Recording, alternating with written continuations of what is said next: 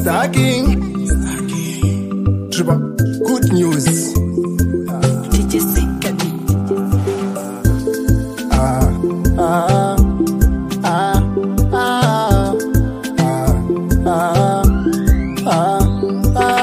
Takawana funga zvenyu ndichingozvitongesa, ndinogona kufunga zvinotondipendesa. Ndiyo here nzira yamakandirongera, kana iriyo kutaura peyandapidza. Ndikwanise kurara nzina kunamata, batihope dzinobatirawo pamisodzi. Ndenge ndichizama, handiwanise kusera ndakagara.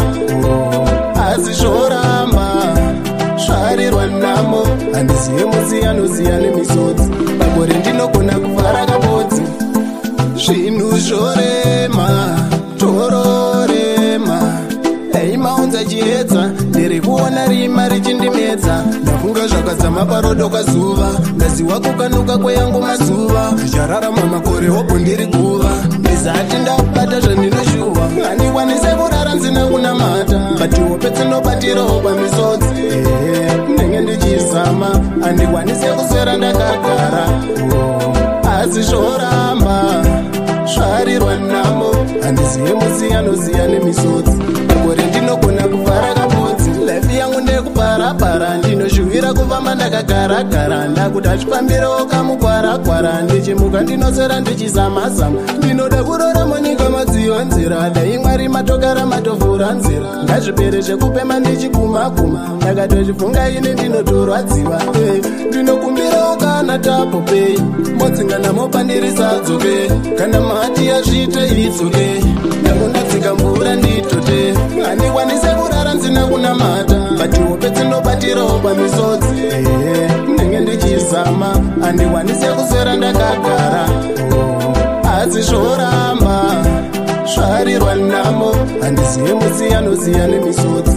Makore ndinogona kuvhara kabodzi, zvinhu zvorema tororema.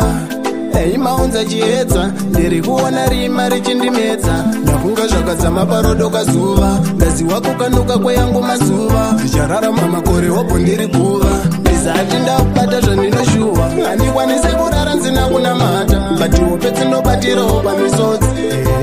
Ndenge ndichizama, handikwanise kuswera ndakagara.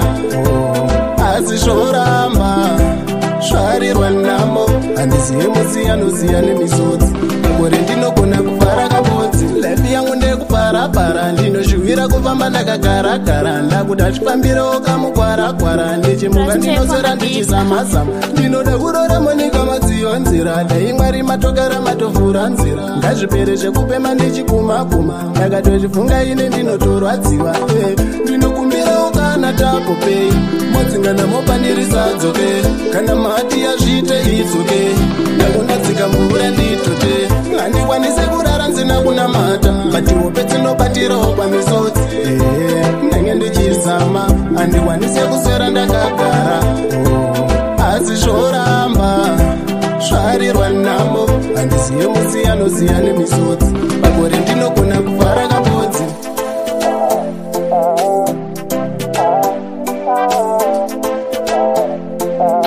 Let's tip on music.